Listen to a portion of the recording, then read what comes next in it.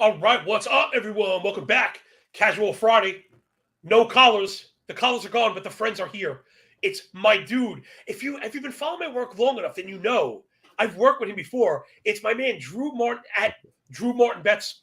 Easy as can be. Spelled out just like it. You may know him from absolutely everywhere because my dude is the GOAT. Wager Talk, Sports Grid, SN Bets, and Sportsnet. I mean, if you're paying attention to any of this stuff, in particular, Drew, I got to tell you, man, I'm my own favorite baseball handicapper. Surprise. You're my favorite college football handicapper. You make it, I don't really follow it because I'm into NFL so much. You make it a lot of fun, and you're one of the few people I'll kind of tail, which I don't normally do that, but so thank you, man. What's up? How are you, my man? John, man, thanks for having me, bro. It's a cool thing you guys got going on here. And, Call to the Pen, I feel like it's a great name. It kind of gets the people going. It's usually a big part of the baseball game. And appreciate the shout out in college football, man. Been able to, 2 years ago, place top 10 there in the Vegas Golden Nugget tournament. And, hey, last year, treading water, just up a couple units. But hey, as a sports bettor, you learn to kind of take those anytime you're in the black, man, instead of the red. So, hey, for baseball this season, I am down, but I'm swimming back up and hopefully starting today, find a couple winners on the Friday card with you, John. So excited to be here. It's funny you mentioned that, Drew, because this is really the place where nobody cares about that stuff at all. Like we all know this is a process show. This is a methodology show. Comments already going nuts as always. What's up, everyone? I forgot to shout you all out. We're gonna go through all of the games today, just really quick as we can. I think I talk fast enough to do it. If you have a bet, if you have a prop, you drop it first. We'll put it up on BetStamp. But also, my favorite thing on these Fridays, I shared it with Drew. People, I shared it on my Twitter handle. Get it at John Laghezza. It's the daily strikeout leader, and it's like a golf card where you get access to these. You get access to a legitimate 100-to-1 play, like a legitimate 100-to-1 play on a baseball slate, and you don't have to wait through 4 days of golf, which I know is super popular. So just keep your strikeout guys in mind, Drew. Without any further ado, let's get it fastest show on MLB absolutely anywhere. We're going to skip that first one. There's like a single 3 o'clock show. So my fantasy people out there, make sure you set your bets before you go eat dinner. First up, Miami Marlins, Sandy Alcantara. What a long way he's come, Drew, right? I mean, last year we were all over this guy. Cy Young, still a minus 160 favorite on the road against the Nationals, whose offense has really surprised a ton of people. Now, we do a lot of betting on the Nats. I don't know if today's going to be the day because they're rolling out Trevor Williams, who's really not being great. I mean, the ERA at 4, whip 1.35, but none of the indicators buying it. Single-digit swinging strike. All the stuff I usually kind of go after. My question to you is, are you buying Alcantara on the rebound? People are really stuck here, right? Because we saw how great he could be. And now we've seen kind of the other side, the shift rule, the pitch clock, or whatever. What do you think about Alcantara? You think we have the Cy Young guy going forward, or should we pile up against these Marlins? You know what, John? It's something interesting you bring up with the pitch clock. And I think that is something with some of these top-notch pitchers and it being in their head, particularly guys that didn't come up through the minors in dealing with the pitch clock. And then this year it's kind of thrown on them. Something coming into the season was I'm looking for that right out the gate. First couple starts, these big name pitchers, which this from betting baseball, man. Some of these pitchers, whether it be Corbin Burns, Sandy Alcantara, just their name alone brings so much respect in the betting market, where if you can kind of find chinks in the armor and go against them, that's a way to make some big money in MLB if you can kind of play it right. Alcantara has been one of those guys. The only problem is the Marlins have been pretty good, 38-31 on the season. Surprising. It's not like their offense is that deep, John. So if they're able to kind of, the Nationals I'm speaking of, able to get by just a couple names, Luis Arraez, Soler there, being able to knock it out. It's almost like a good 1-2 punch. It's not very deep, though. This is a game, look, I lean Marlins. This is coming from a Marlins fan. I do think Alcantara finds it eventually. I mean, just watch him pitch. I always think about, hey, if you get out there on a major league field and you're like, man, what guy do I really have a chance to get a hit on? It's not Sandy Alcantara, man. He would just blow you away, coming in there with 98, hitting the corners. So I think he finds it eventually. It's just, I'm not into laying near minus 180 here on the fish. So this was an easy pass for me, John. Yeah, I'm with you. For me, it's a fade. I do think the Marlins get it done. Both of these teams have been very pesky. That's like the word for it, right? And this is part of, let's get into the nerdier stuff just quickly. How we see the rules kind of manifest, where so scoring is up, people automatically think home runs, but it's not necessarily the case. Teams like Washington and Miami have showed you if you don't strike out, you make a lot of contact and steal bases. Combinations of those things score runs, and that's just the fact of the matter. Like if they're going to take a walk and then a ball bleeds through, all of a sudden it's first and third, and all these guys are fast. They always score from second. They always go first and third. So yeah, I just wouldn't pay the juice for them. And I don't think the strikeout winner is here. All right, next up, that was a good pace, Drew. I miss working with you, man. It's really good to see you. Next up, the Redbirds and Miles Michaelis. Man, these are funny. You know, these are the guys I always go up against.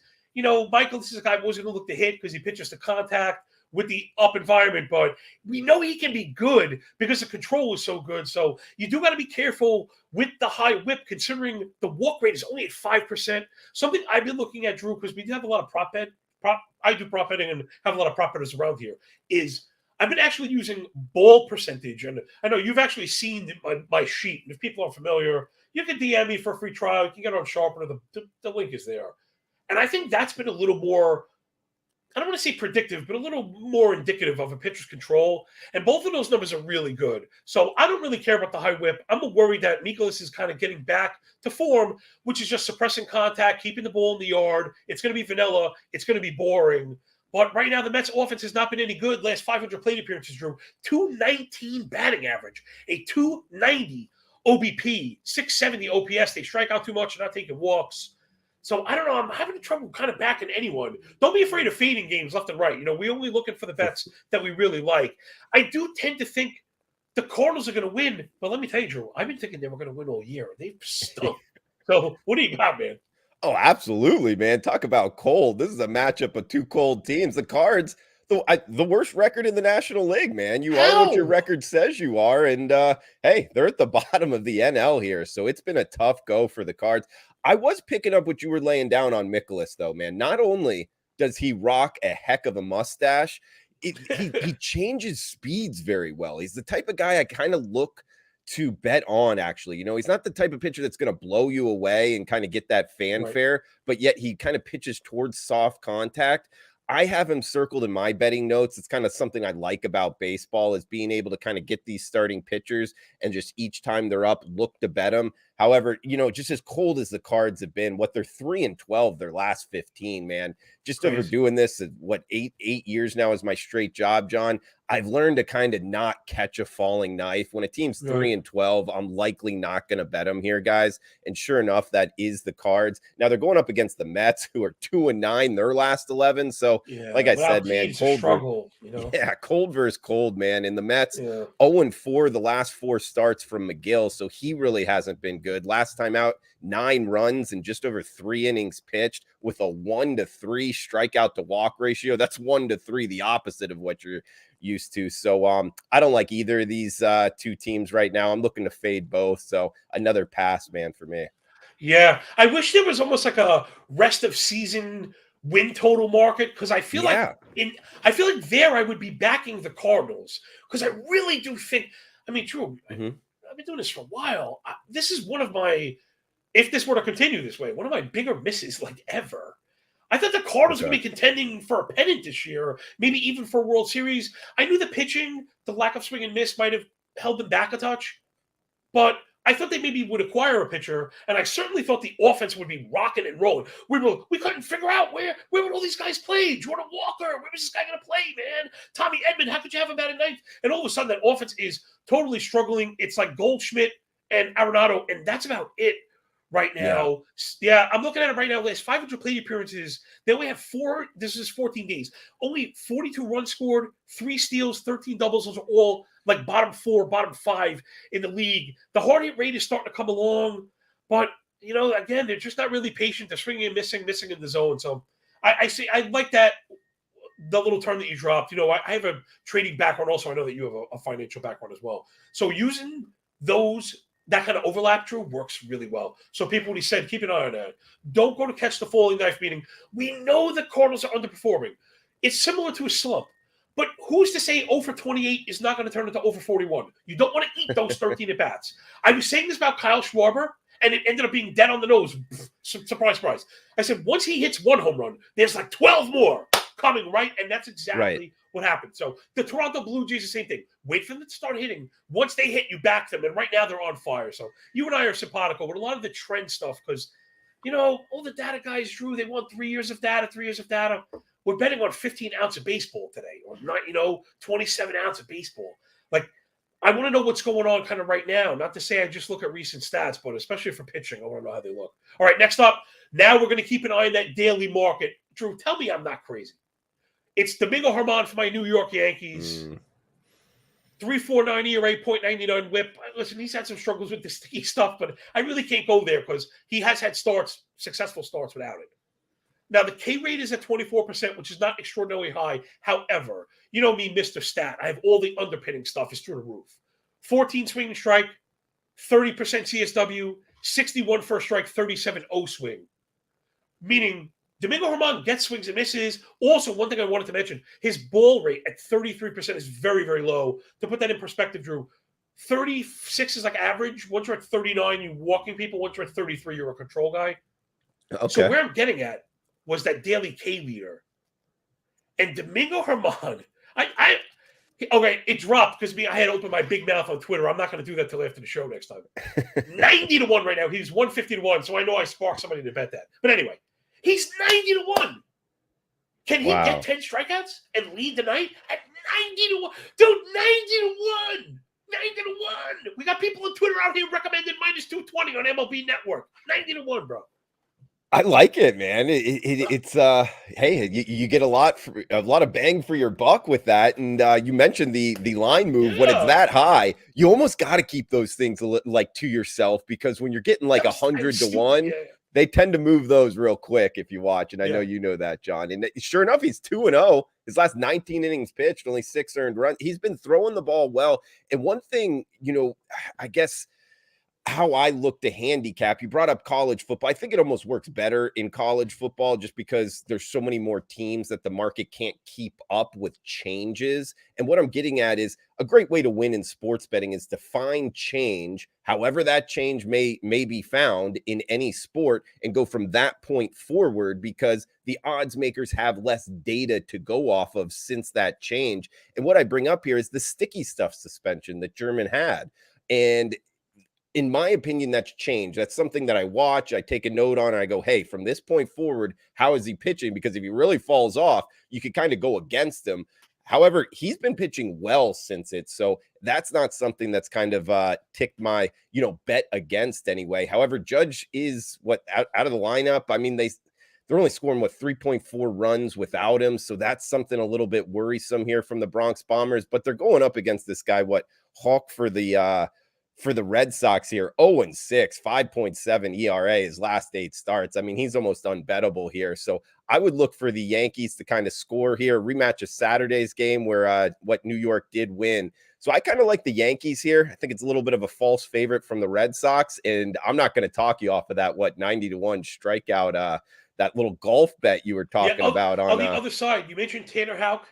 Yeah. Who, again, a lot of the surface stats haven't been great, but if we're talking swing and strike and strikeout stuff, 13 swing and strike, 31 CSW, 30 whiff rate. So also very low foul ball rate. Something I also keep an eye on when you're looking for strikeout props.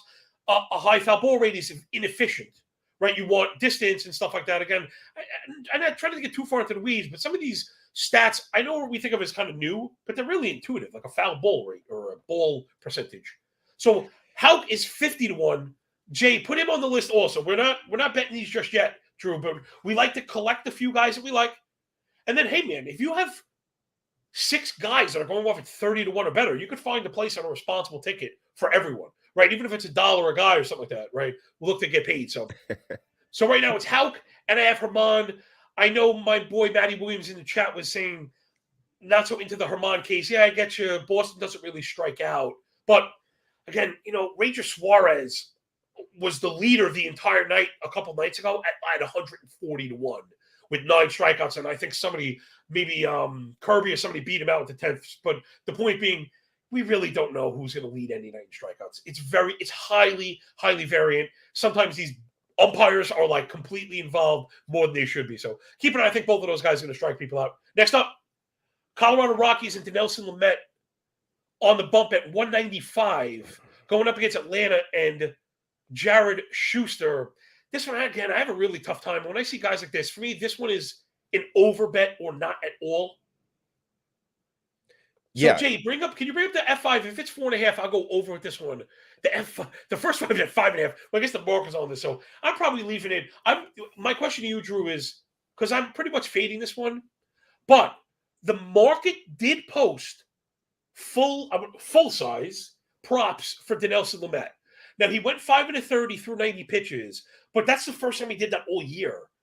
My point being, do you think he's more of like an opener, or if we're only going to get 2 1/3 out of him, which is his general workload, you could probably go under the K prop and under his props pretty comfortably. Do you think he's going to get a full load against Atlanta, who doesn't really strike out but does beat up pitchers pretty badly? They do, and this is a tough lineup to go up against. Yeah. I mean, I think it's one of those. If he's pitching well, I think they're going to let him go. It's one of those play it by year type deal. Now, can he?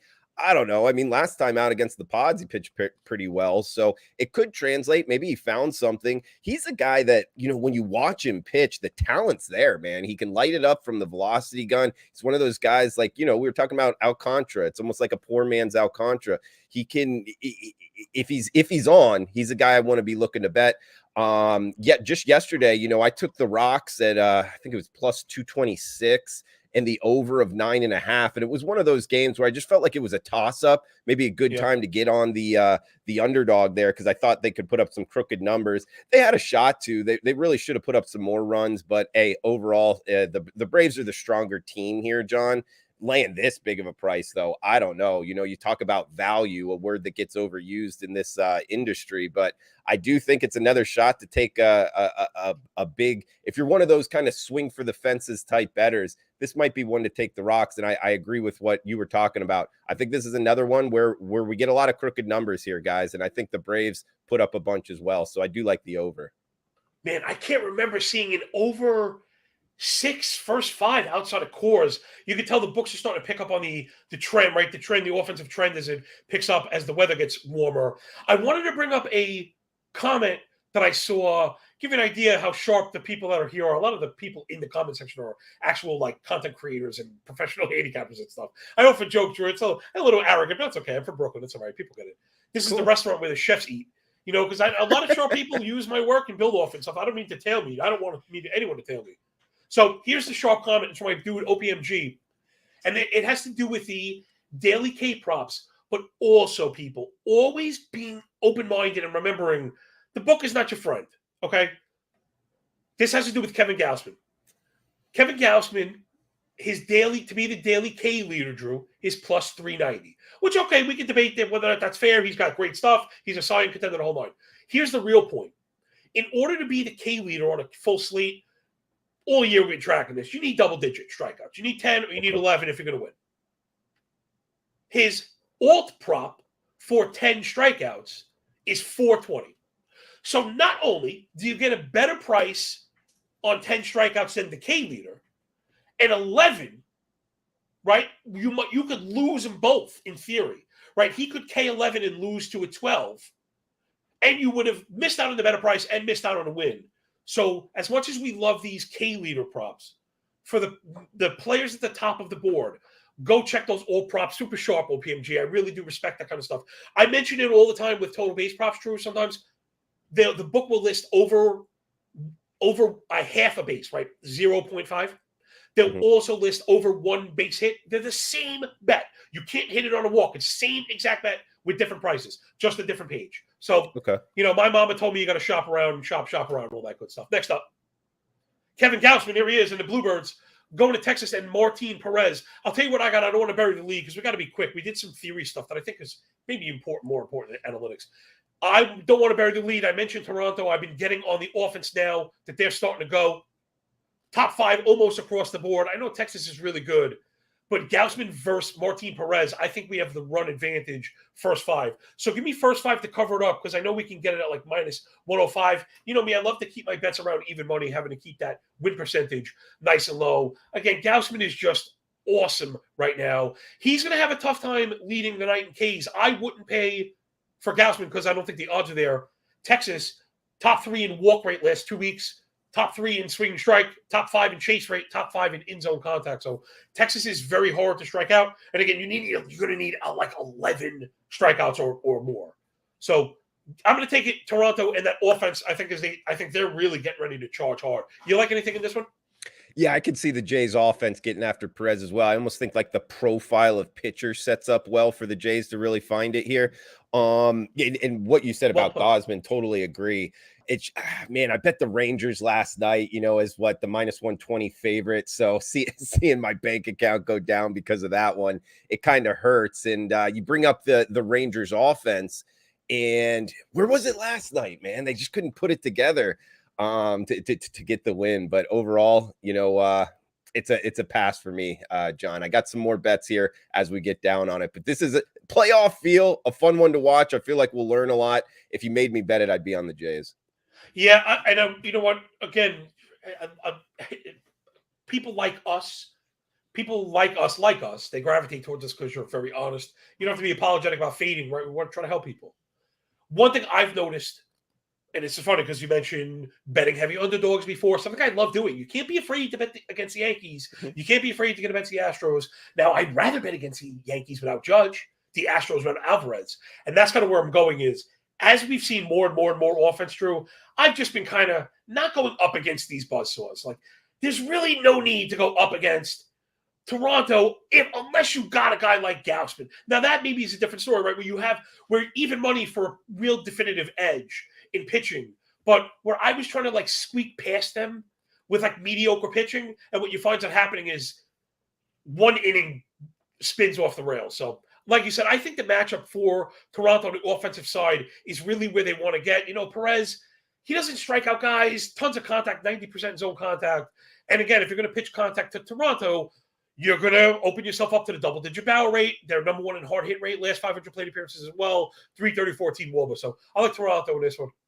Next up, it's the Reds, the new Reds, like the new and improved Cincinnati Reds, man. I'll tell you, they're a perfect example of why you need to split your statistics. Because whatever they had before McLean and before Ellie De La Cruz, I could honestly care less about. That's a total, right? If you're going to add, it's the truth. If you're going to add legitimate 2 or 3 impact bats into the top third of your lineup without losing the other guys, right? Because it wasn't like Friedel and Senzel or India or bad, Drew. It's just they're not necessarily 1, 2, and 3 hitters, in particular on like a monster team.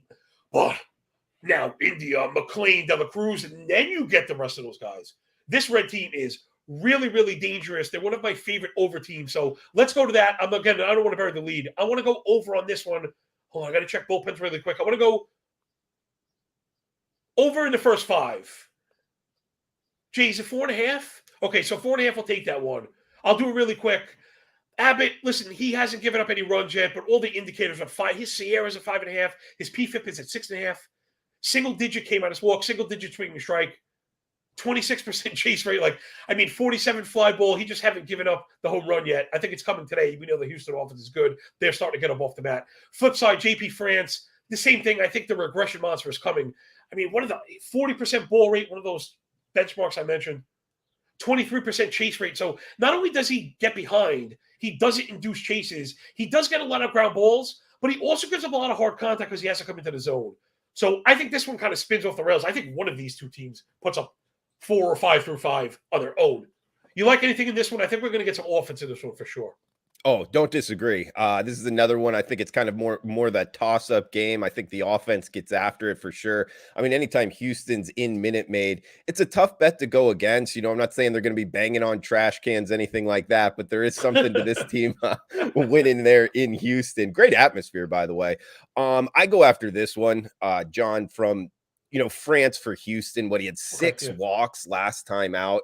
Anytime you get an alarming number like that, I can just say it off the top. It's not rocket science, guys. I like to fade pitchers having trouble finding the strike zone. That tends to kind of stay with it start after start.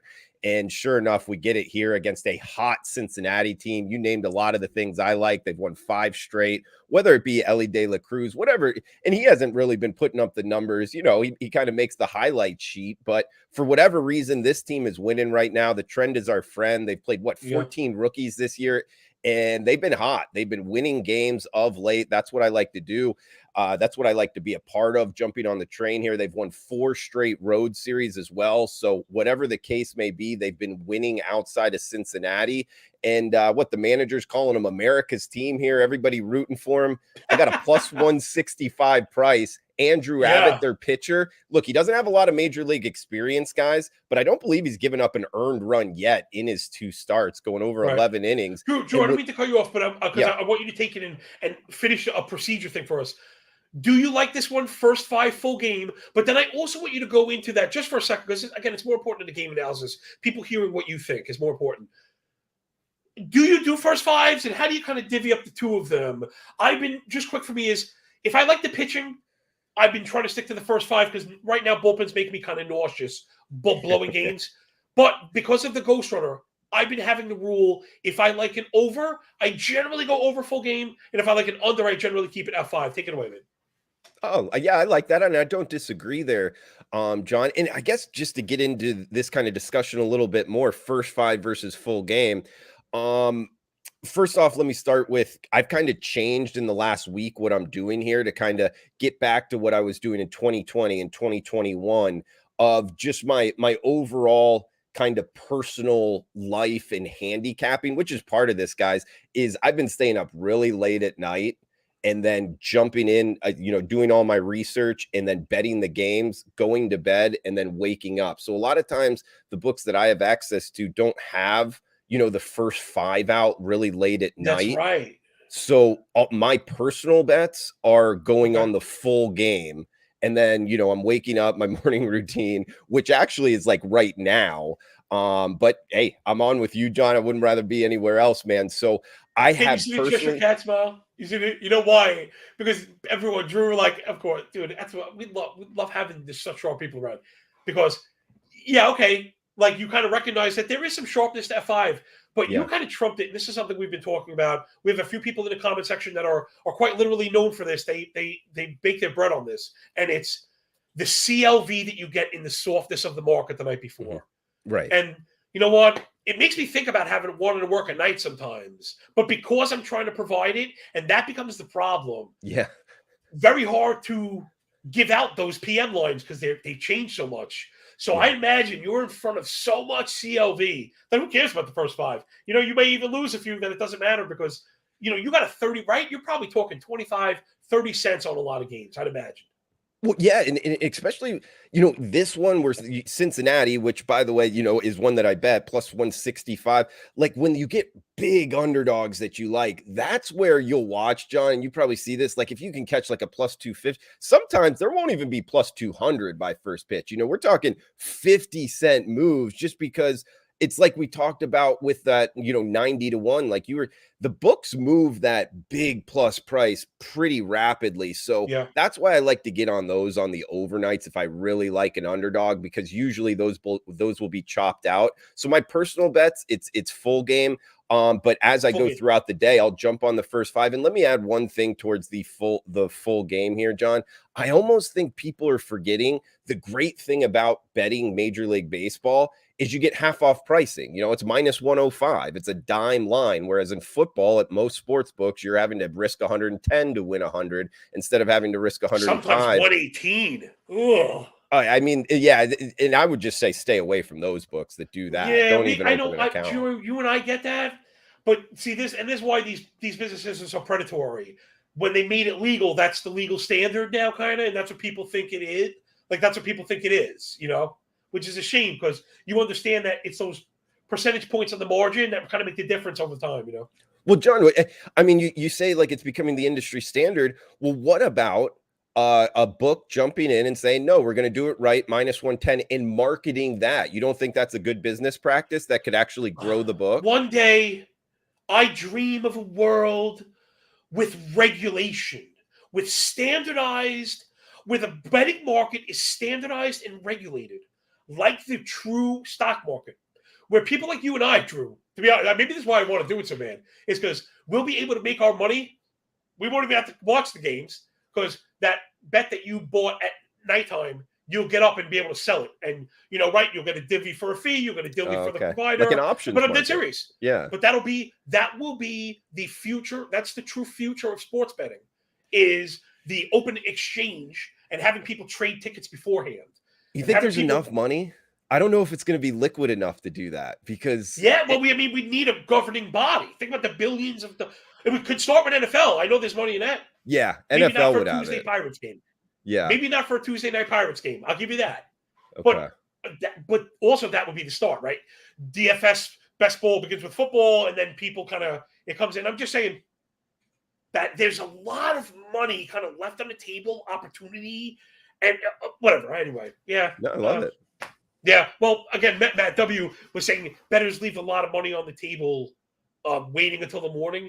And I would honestly say that if you're like, I really can't wife and kid stuff. If you have the freedom to do a bit of your handicapping at night, you should take a look at it. Matt also, I keep referring to him because he does such great work. Everyone, make sure you follow him. He call it leans, which are, just taking a look, because you may see sometimes that same Colorado game, dude, gets posted. It's like 3 plus 315. And you're like, what? You almost take it blind because, again, baseball is so variant.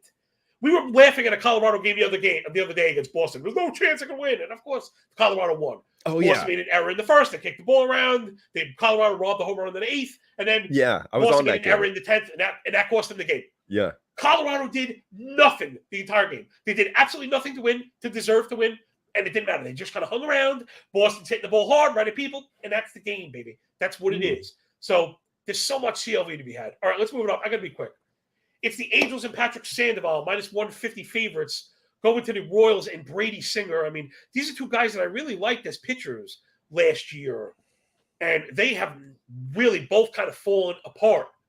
And like we were saying, I'm not trying to catch the falling knife on these guys. So I've struggled to back both of them. The Angel offense looking really good.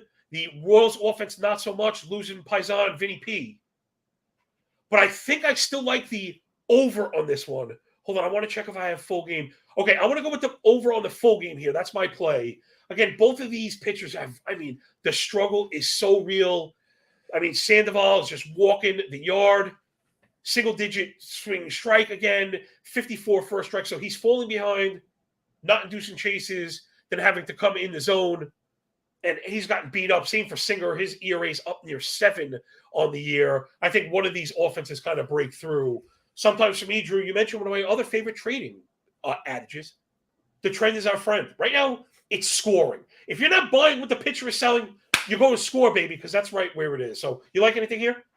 Oh my gosh, how bad is Kansas City, John? This is so bad. This is getting ridiculous, man. They're catching and down 50. to Oakland, right? Or catching up, however you want to put it.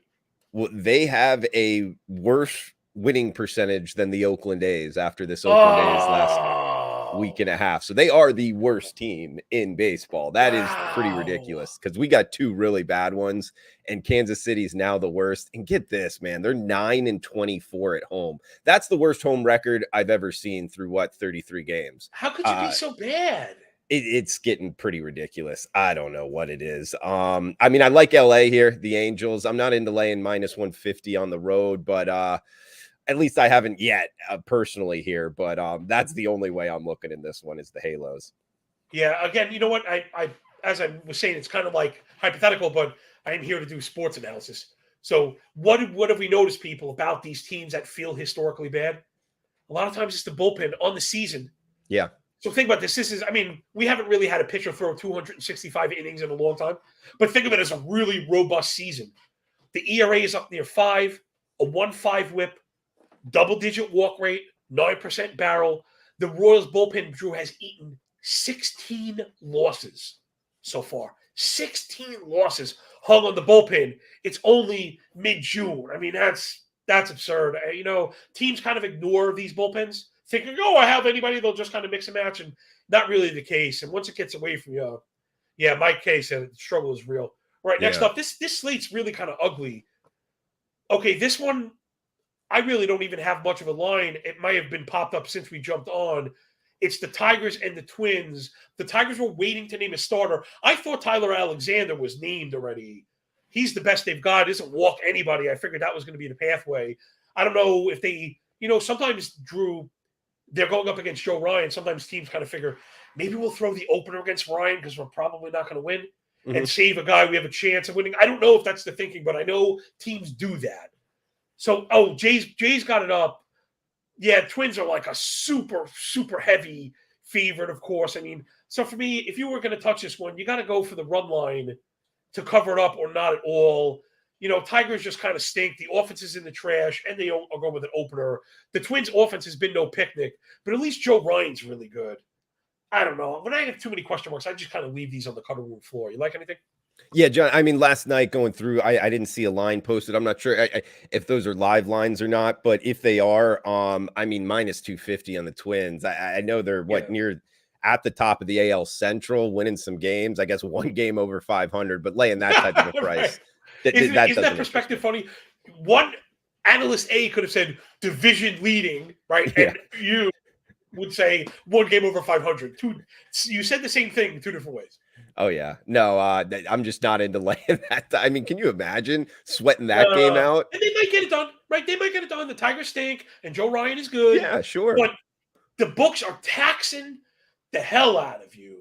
Last thing, while we're on the subject, again, I imagine your answer is going to be pretty malleable. It goes with your style. But I'm having to come around to covering the spread. For a long time, Drew, I would never look to try and cover run lines, particularly with juice attached. Minus 110 is not crazy, but once you're at minus 130 to have to cover a spread, a lot of times I find myself kind of pulling away from that. I find spreads are hard to cover in baseball because we actually saw it the other night. Managers will surrender that run, right? If you're up 2 and or up 3, let's say, and a leadoff runner gets on, they're going to let him defensive indifference. They'll let that guy come in and your spread gets blown. So do you have a specific take in general on covering a run line in baseball? Sure. I'm way more looking to take the plus 1.5 than the minus 1.5. I mean, it's just one of those things, guys. And a lot of times it's when I like an underdog anyway. Like, this Cincinnati Reds game, plus 165. I'll bet it plus 165 and then also bet it on the run line. Maybe split the bet, if you will. So if you're $100 better, maybe put 50 on both. And the reason being is exactly like you're talking about here, John. One of the great things another great thing about betting baseball is for the majority of the bets, you're right in line with what the team is wanting to do, the manager of the team, in terms of win the game. Whereas in football, sometimes you're laying 7.5, 8. Hey, it gets towards that fourth quarter. You might not be in line with what the head coach is actually going to be calling to win the game. You get that advantage almost with the plus 1.5 in your pocket sometimes because of what you're talking about in the 9th inning. How many times have we seen it? Defensive indifference. It's not a defensive indifference to your bet if you're laying the 1.5. And I've kind of learned that the hard way. And like you're talking about, as the years have gone on, I've become more inclined to take the plus 1.5. And another thing here I want to throw out to you and your audience, John, I've talked, behind the scenes, given, kind of the content in the business with odds makers and talking about laying run lines, particularly with home teams, as, baseball betting is becoming more, mainstream.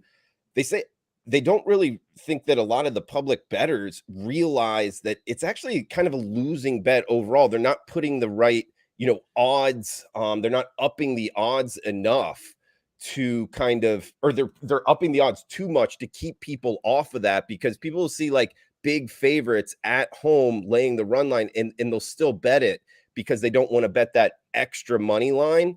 And it's really kind of a losing bet long term, at least so far this year. Interesting. You mentioned what used to be when we first started. One of my favorite bets was always the plus 1.5. I have since kind of come away from that bet because of the Ghost Runner, and maybe it's small sample stuff, and maybe I shouldn't. But I got smoked on it a couple times in a row and got disgusted. Meaning, back in my day, when you were tied and you had the underdog going into extra innings, dude, you were printing that ticket more or less. In fact, even as the road team, I used to root for them not to score because I I don't even want them to score. I just want the home team to get up and score one and send me home a loser with my plus 1.5 a winner. Sure. The problem is now the extra inning starts with this damn runner on second base, and now a home run covers the spread. Where a home run never covers the spread. You use the root for a home run. Good. First pitch home run. Boom, going home. Happy.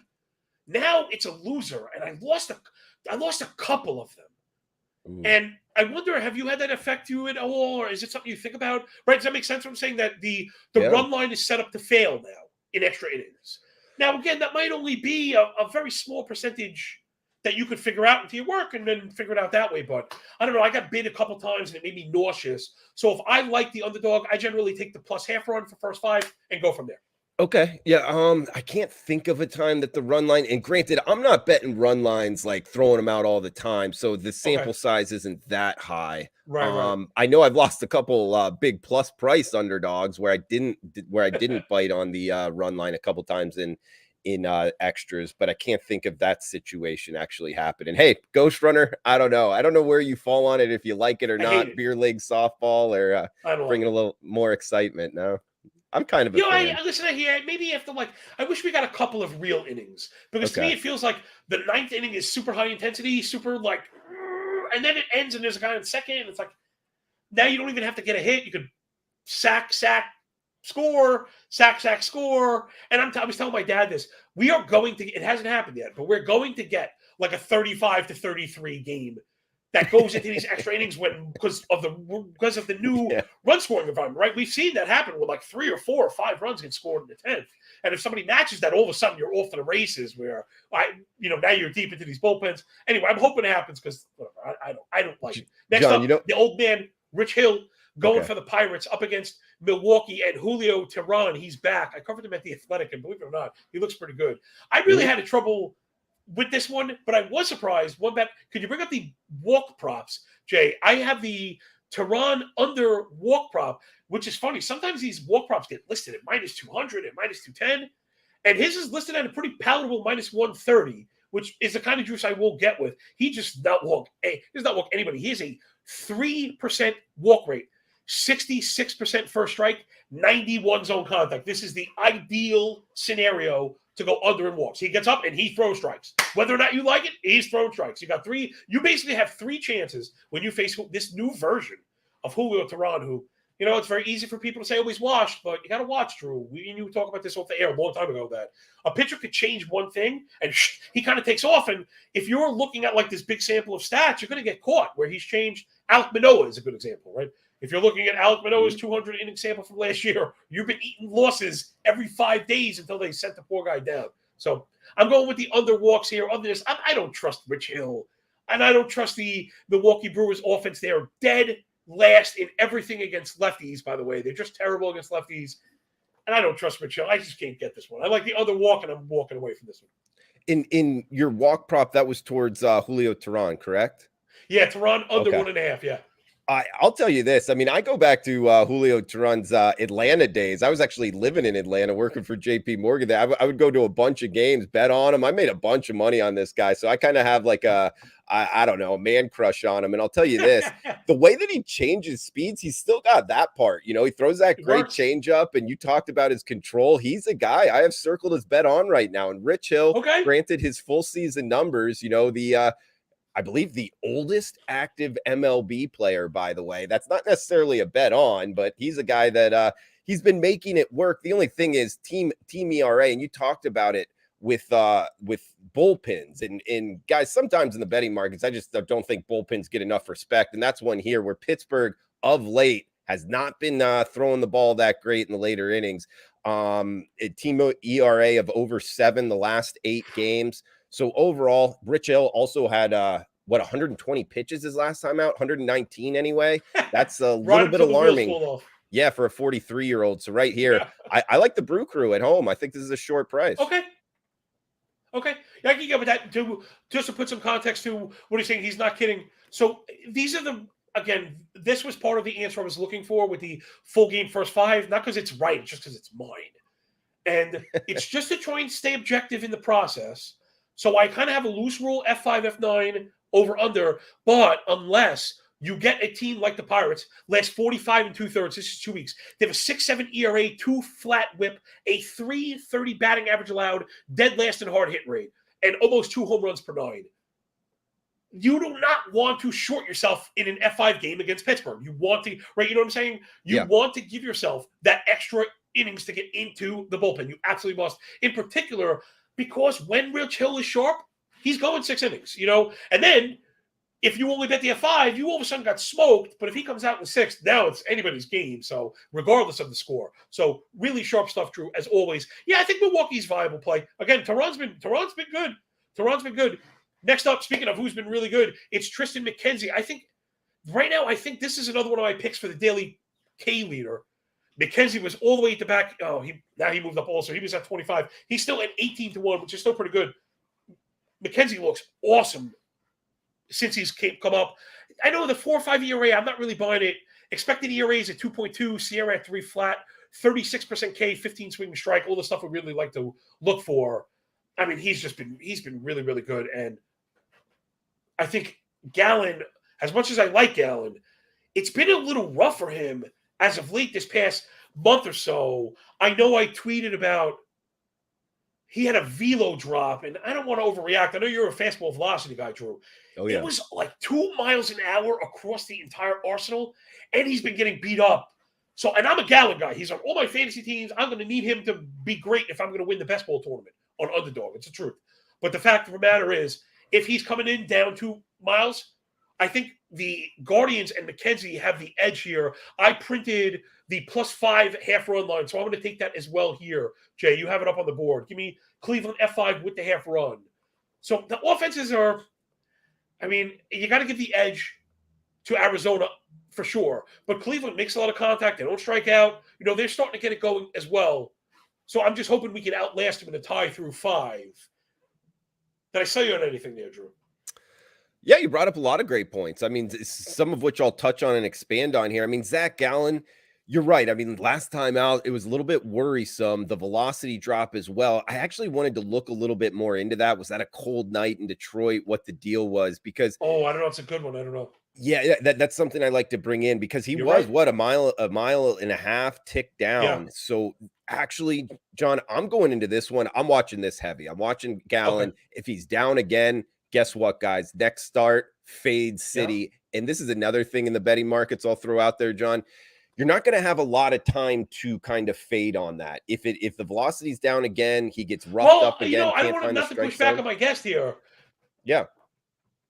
Dude, Toronto gave us plenty of chances to fade Manoah. Was his velocity down, though?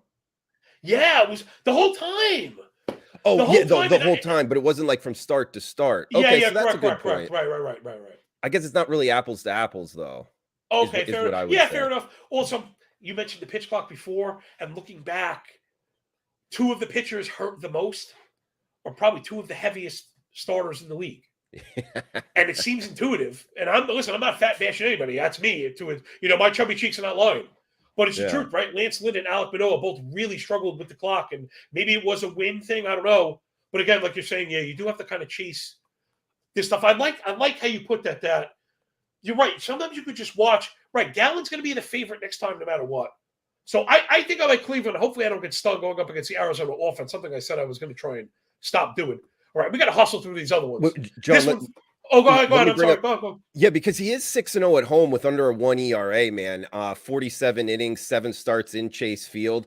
And another angle I brought into this game, because I was looking at Cleveland as well. I just think this price on Arizona might be a little high. They haven't been playing as great a baseball here, but Arizona 65 steals and Cleveland has given up 71 steals on the season. That's both top 5 versus bottom 5. So the D-backs are going to be taking the extra base here. And just to put it in comparison, the D-backs have allowed only 31 steals. So 31 steals allowed to Cleveland's catchers allowing over 70 steals. Watch out for that with Arizona taking the extra base. I do like Arizona, but the price kept me off of this. I don't want to lay that big of price. Plus what you brought up, Gallen's velocity down. Yeah, well, now you're bringing up the Gallen home split. I actually didn't see it because I was hung up on the velo. But just to give you an idea, people, batting average allowed at home from Gallen is below 200.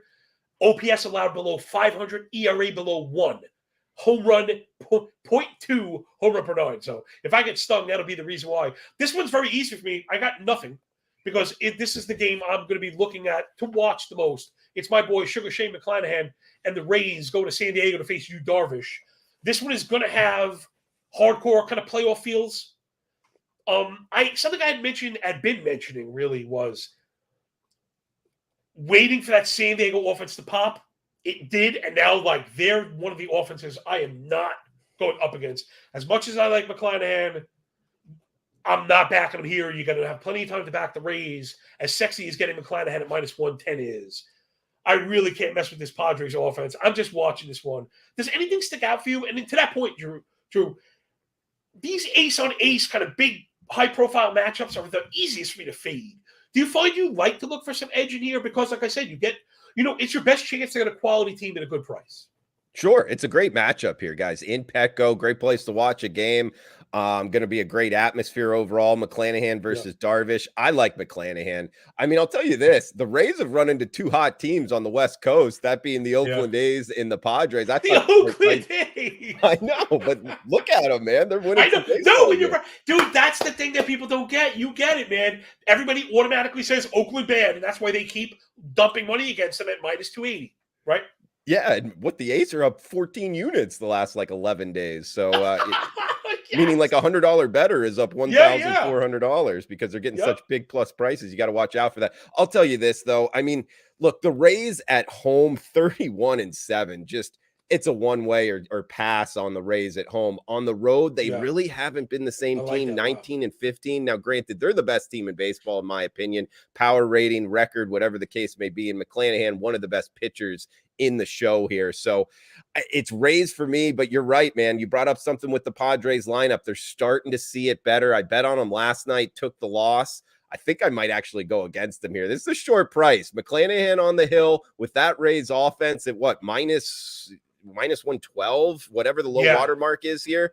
It's Rays for me here, John. Yeah, well, absolutely. See, for real, that's where you can absolutely sell me on it. And this would probably be one of those scenarios where I'm probably looking for the F5 again. If McClanahan is sharp, you're going to get the 5. You're hoping to get 15 outs from him for sure. Yeah. Again, trying to limit those at bats if you can from him. I was trying to ramble my way through seeing the plus, who had the run line, who had the plus, but it's okay. All right, we got to hustle up through the last ones. I don't really have much. I really don't have much on the rest of the board, to be honest. We can almost do them together. It's Philly and Oakland, Taiwan Walker and Sears. Then it's the Giants and the Dodgers, but the Giants are running out an opener. The Dodgers are running out a rookie. Those are always easy fades for me. I'm going to be curious to see Sheehan pitch. And then it's Kopech and the White Sox against the Mariners and Brian Wu. So kind of even just as a pack, I had nothing here. Sometimes I worry I run out of gas when I get to the end of all my handicap. Or so many games and stuff, but there's just not really anything here. The one thing I thought maybe I liked was maybe Oakland through the first 5, but Walker's been really good the last couple games. And then I just said, you know what? I'm kind of just out. Okay. Yeah, I get it. I mean, it's a lot of work. A 15-game card. To get I know it is, man. Every day, brother. Feeling. Every day I'm here, kid. I'll tell you this. I do a spot for Sportsnet on Thursdays, and it looks towards the Friday card. And I'm supposed to give a long shot on Sportsnet Canada there. And sure enough, I gave out Oakland plus the 132. And I like it, John. I bet it personally when the lines came out, and we talked about, how great they've been profitability wise in the marketplace. And sure enough, Philadelphia on this West Coast road trip, the back end, no off day for travel. And JP Sears here for Oakland. He's the slated starter. Yeah, coming into it. And he's not giving up more than 2 runs in his last 6 starts. So, hey, Oakland on pace to be the worst team in MLB, modern era. Well, that was that's water under the bridge now. They're not even the worst team this season. So ride the hot hand here in the A's, get them plus 132. I like that one. And then you brought up with the Oakland bullpen, is Oakland the team? So that's a good example of a team. I would generally go with the F5. Sure. Because and the I don't bullpen has just been... I don't disagree with you, John. All right, so let's lock it in, Jay. I didn't want to go full. I can't. I kind of promised the listeners we're not betting. We're not allowed to bet on the Oakland for a full game. I just can't. If you like Oakland, that's fine. We bet on the first 5 team total all the time. We bet on the first 5 all the time. No, that's fine. Everything has a place. I can't bet on this bullpen. They are disgraceful, just disgracefully bad. Drew 5.7 ERA in the season. They've eaten 19 losses. They have almost more walks than strikeouts. Just everything that you can do poorly. So I'm with you. The handicap is good. I'm with JP Sears all the way, and I think he's more of a 5-inning guy anyway. So we're gonna go F5 on Oakland. Anything else squeak out to you? I thought maybe I'd like Kopech and the White Sox. Anything else on the back of the board? I got the Dodgers. This kid making a step up in class. Sheehan. He's supposed to be very good. Yeah, I mean, and this is one thing I've kind of brought into my arsenal here of going after the MLB card. Called up from AA Tulsa, MLB debut here, guys. 88 strikeouts and 53 innings in the Texas League. 6th round draft pick from Boston College in 2021. Cool. Could you what I look up like the prices? about Sorry. Yep. Go ahead. No, I'm sorry. I want to see the pricing. I can't find it listed. Oh, okay. Well, what I was going to say is, I only see one book with it out, but with this kid making the step up in class here is I like the progress that he made up through the minors. A 6th round draft pick just 2 years ago, and he's already making his MLB debut. Usually that's a really good sign, not a 1st round draft pick that they're wanting to give a look. This is a kid that kind of earned it with the strikeout to walk rate, which tends to be sticky when you're stepping up from low A to high A to double A. That's a profile I'll sometimes look to bet on, even in his MLB debut, John. He has ridiculous strikeout stuff. Strikeout stuff. Very difficult to put up, even in AA, to put up a 40+% K rate across those innings. Mm-hmm. How about the last one in the White Sox? I thought I liked Kopech and kind of the resurgence, but I'm looking again, and it's not like posted. I don't know if Seattle maybe is backing away from Brian Wu. But that's okay. No worries. We have a couple of bets on the board here. I want to spend the last 2 minutes looking at this K leader again. So now that we kind of walk through the entire board, is there anybody, Drew, that maybe sticks out to you that might lead the way in strikeouts? You know what? We do have to take a look at Wu also, because he does have strikeout stuff, and his name is probably at the back of the board. I was hoping he would have been a little bit longer. He's 31-1, but he has the 30% strikeout rate, 27 K minus BB, 13 swing strike, 65 first strike, 80 zone contact, the stuff we look for. So I would say by profile alone, it's McKenzie, it's Wu, it's Herman, and Houck. If I were picking from the back, anybody kind of stand out for you that you like to throw a dart at first? What about taking a real long shot on this kid from the Dodgers, Sheehan? You had me at real long shot. Huh? You had me at real long shot. Okay, it's not a real long shot. Okay, then never mind. No. I said you had me. You had me at real long shot. Oh, okay. Like you had me at hello. You had me at long shot. Where is he? I mean, he might not even be up there. Because... Oh, no, he's 44-1. Not bad. Let's add him. Oh, I love it. Add him. Me and Jay worked these out, and we put them out on Twitter. So Jay will add Sheehan too. And then yeah, he's got a pop. He definitely has some ridiculous stuff. The Giants have struck out.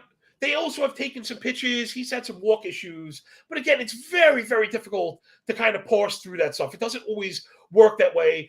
So I did the skill sets. If we were going to go by the matchup, Minnesota strikes out a ton lately, but Detroit has the opener. The Mets have struck out a ton lately. And that's Michaelis. I don't know now.